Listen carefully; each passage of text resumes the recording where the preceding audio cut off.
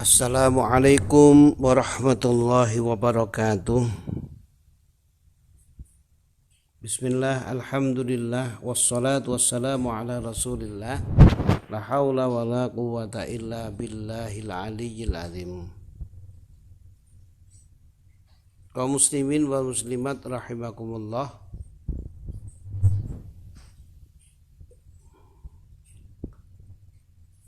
Kita sudah masuk di penghujung Ramadan 1443 Hijriah.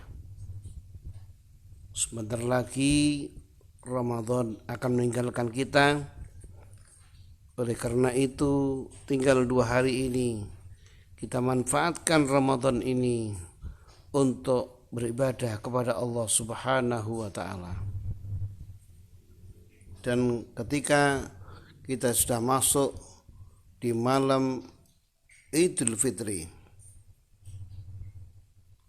kita berupaya untuk menghidupkan malam Idul Fitri ini dengan beribadah kepada Allah Subhanahu wa taala.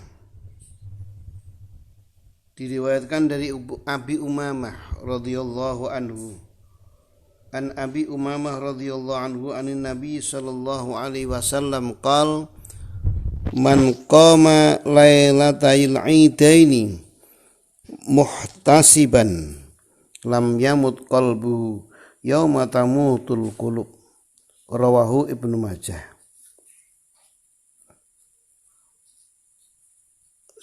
Barang siapa yang melaksanakan salat malam di malam 2 malam Idul Fitri dan Idul Adha dengan niat mencari ridha Allah Subhanahu wa taala, maka hatinya tidak akan mati di mana di hari para hati masyarakat pada mati. Artinya masyarakat tidurnya, sementara kita pada malam Idul Fitri atau Idul Adha itu kita bangun malam dan melaksanakan ubudiyah, melaksanakan ibadah, melaksanakan zikir, melaksanakan membaca Al-Quran dan memperbanyak takbir, tahmid dan tahlil semalam suntuk mengharap ridha Allah Subhanahu wa taala.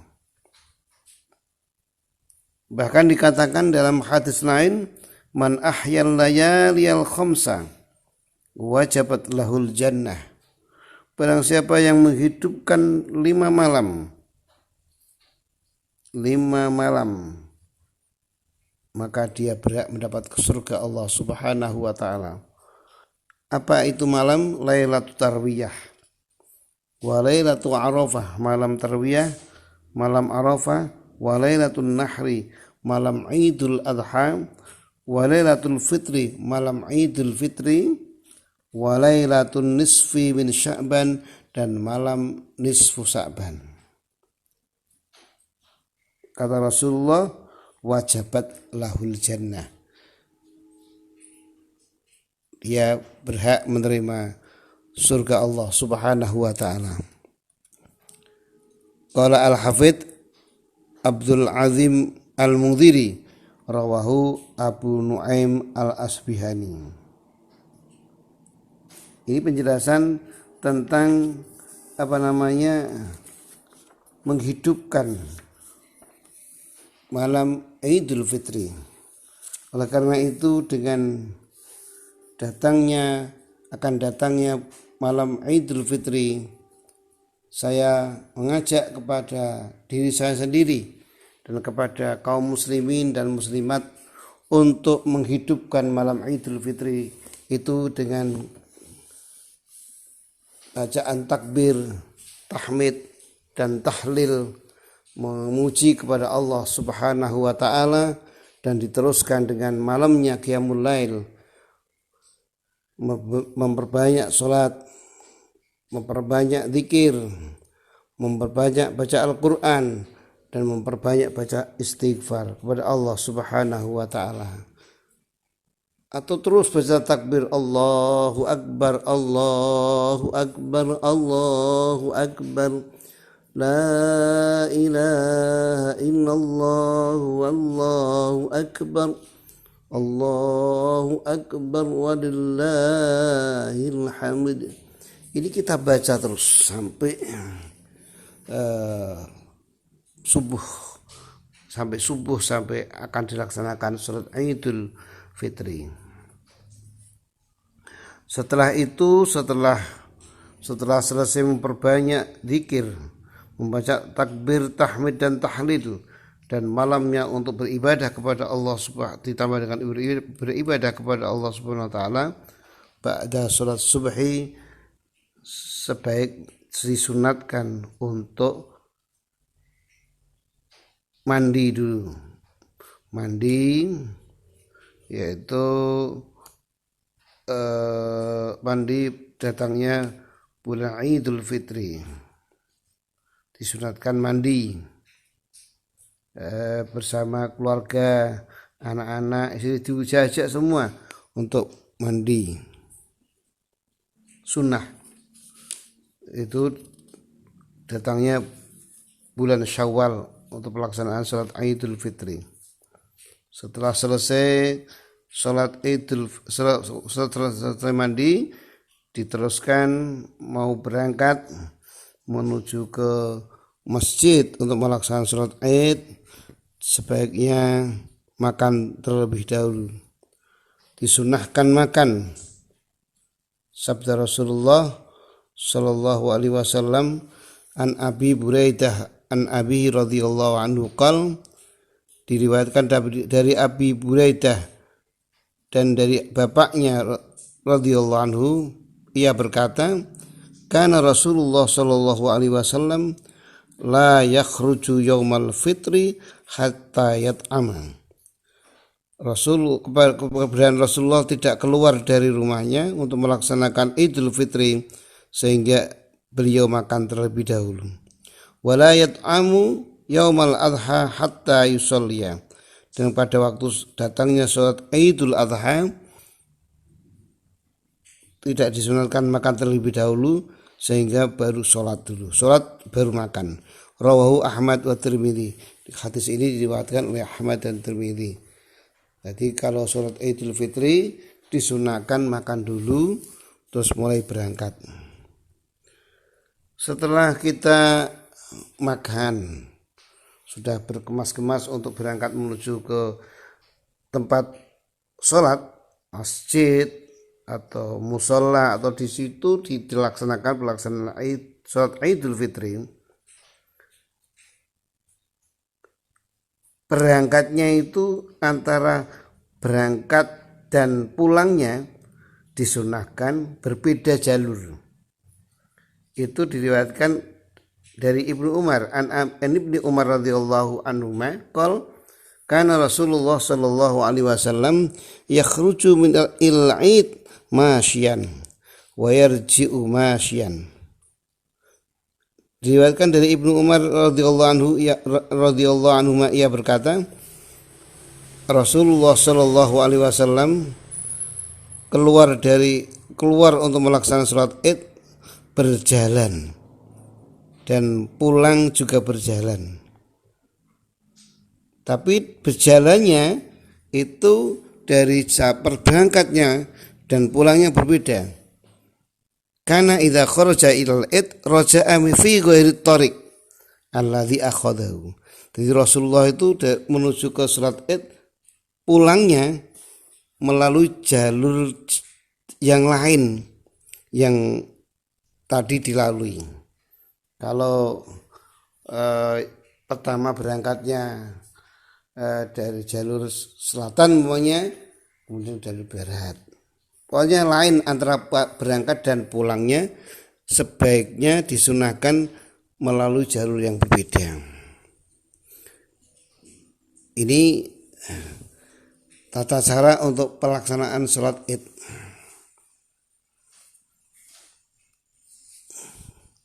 Kemudian setelah sampai di masjid, berangkat dengan menuju ke masjid dari rumah bergegas baca bismillahirrahmanirrahim, la haula wala quwata illa billahil aliyil azim. Kemudian masuk masjid, baca doa masuk masjid. Setelah masuk masjid, sholat 2 rakaat, yaitu sholat tahiyatul masjid. Karena tahiyatul masjid itu tidak mengenal waktu tahrim.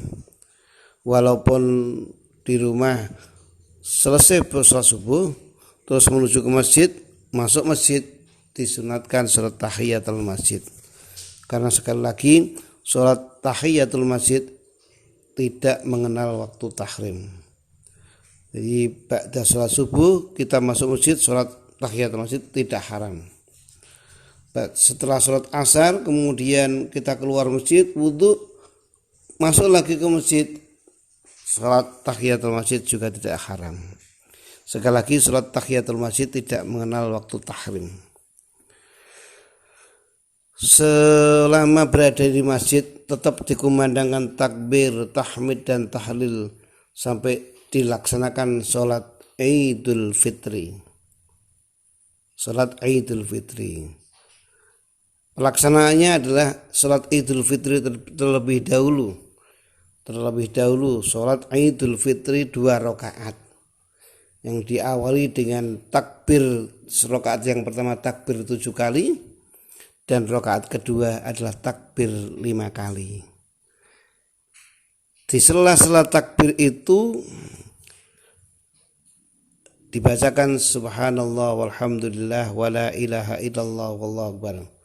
Jadi kalau sudah niat Allahu Akbar itu sela-selanya boleh dibacakan dengan subhanallah walhamdulillah wala ilaha illallah Allahu akbar, subhanallah walhamdulillah wala ilaha illallah Allahu akbar. Di rakaat pertama dibaca diulang-ulang 7 kali dan rakaat kedua 5 kali. Setelah selesai sholat Idul Fitri, kemudian khatib melaksanakan khutbah, menyampaikan khutbah Idul Fitri. Selesai Idul Fitri, para muslimin muslimat sebaiknya saling antara satu dengan yang lain saling bersalaman, karena bersalaman itu jelas bisa menghilangkan sesuatu yang tidak mengenakkan dan bisa menggugurkan dosa-dosa kecil antara satu dengan lainnya selama belum berpisah. Kedua orang Islam bertemu dan kemudian bersalaman musafahah, akan diampuni dosanya malamnya tafarraqo, selama belum pisah kalau kedua orang itu. Ini aturan saling mengucapkan taqabbalallahu minna wa minkum, taqabbal ya karim. Mengucapkan saling memaafkan antara satu dengan yang lain ditambah dengan taqabbalallahu minna wa minkum, taqabbal ya karim. Semoga ibadah puasa kita, ibadah qiyamul lail kita, ibadah tadarus kita, baca Al-Qur'an, zikir, taubatan nasuha, istighfar dan lain sebagainya, semuanya kemudian dikumandangkan takbir, tahmid dan tahlil, diterima oleh Allah Subhanahu wa taala dan dosa-dosa kita diampuni oleh Allah, baik dosa yang berhubungan dengan Allah maupun dosa yang berhubungan dengan sesama manusia. Tata caranya saling bertemu, saling musafahah, kemudian bisa mengucapkan satu dengan yang lain, saling meminta maaf, mendahului saling meminta maaf. Dosanya diampuni oleh Allah, dosa-dosa kita hablum minan nas wa hablum minallah, sehingga harapan kita kayaumi waladat ummuhu, seperti anak kecil yang baru dilahirkan dari ibu kita. Masyarul muslimin wal muslimat rahimakumullah, ini tata cara ibadah Idul Fitri. Setelah itu kita bergegas pulang. Tadi saya katakan berangkat menuju jalan A, pulangnya menuju jalan yang B, berbeda jalur.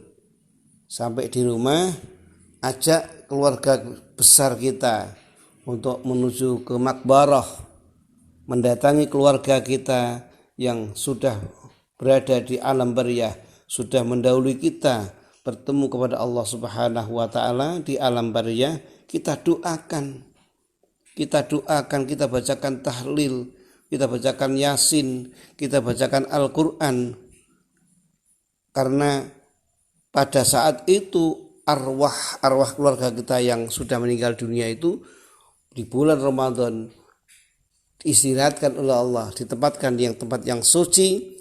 Berarti pada saat Idul Fitri dikembalikan lagi ke alam barzakh. Kalau kita mendoakan terus, maka gambaran orang yang diturunkan, istilah Jawa itu dundunan, diturunkan di alam barzakh seperti pengantin baru. Nikmat sekali, apalagi pada saat diturunkan di alam barzakh, keluarga besar datang dan mendoakan kepada mereka. Akan lebih senang karena pada hakikatnya orang yang sudah mati itu hidup di tempat yang lain, tempat dunia ke tempat alam barzakh. Mereka tahu perilaku kita. Kalau kita datang ke sana, datang ke makbarahnya, mereka juga tahu apa yang kita baca, juga tahu. Itu senang sekali, luar biasa senangnya. Setelah selesai mendoakan kepada keluarga kita yang sudah berada di alam kubur, kemudian kita pulang ke rumah masing-masing, mulai diawali dengan silaturahim, saling minta maaf antara satu dengan yang lain. Kalau tradisi yang terbaik adalah suami, istri, anak-anak berjejer, suami, istri sungkem kepada suami, menyampaikan apa saja yang pernah dilakukan, perbuatan yang tidak pantas dilakukan oleh suami, minta maaf, saling memaafkan antara suami dan istri, kemudian teruskan dengan anak-anaknya. Setelah itu baru bergegas menuju ke masyarakat, berkunjung ke masyarakat satu dengan yang lain. Itulah tata cara pelaksanaan Idul Fitri. Bahkan di saat itu pula Rasulullah menganjurkan kepada kita, datangnya Idul Fitri, disuruh memperbanyak sedekah kepada masyarakat. Memperbanyak sedekah kepada masyarakat sebagai bukti bahwa faidah kita melaksanakan puasa Ramadan sampai 30 hari ini ada nilai yang lebih, yaitu hati kita punya nilai berubah dari punya nilai sosial, bisa mau mengeluarkan sebagian hartanya untuk kepentingan umat. Saya kira itu yang dapat kami sampaikan. Semoga di tahun ini, di pelaksanaan Idul Fitri ini, semua dosa-dosa kita diampuni oleh Allah Subhanahu wa taala, dan amal perbuatan kita yang baik diterima oleh Allah Subhanahu wa taala. Apabila kita dikehendaki oleh Allah untuk tahun yang akan datang tidak bisa ketemu lagi dengan Ramadan, semoga husnul khatimah, dan kita berharap tahun depan bisa ketemu lagi dengan Ramadan, sehingga akan bisa menemukan Lailatul Qadar selagi, terus Lailatul Qadar sampai beberapa tahun. Itulah yang dapat kami sampaikan. Sekali lagi semoga amal ibadah kita diterima oleh Allah Subhanahu wa taala, dan dosa-dosa kita diampuni oleh Allah, dijamin surga oleh Allah Subhanahu wa taala. Semoga bermanfaat. Wallahul muwafiq ila aqwamit thoriq. Wassalamualaikum warahmatullahi wabarakatuh.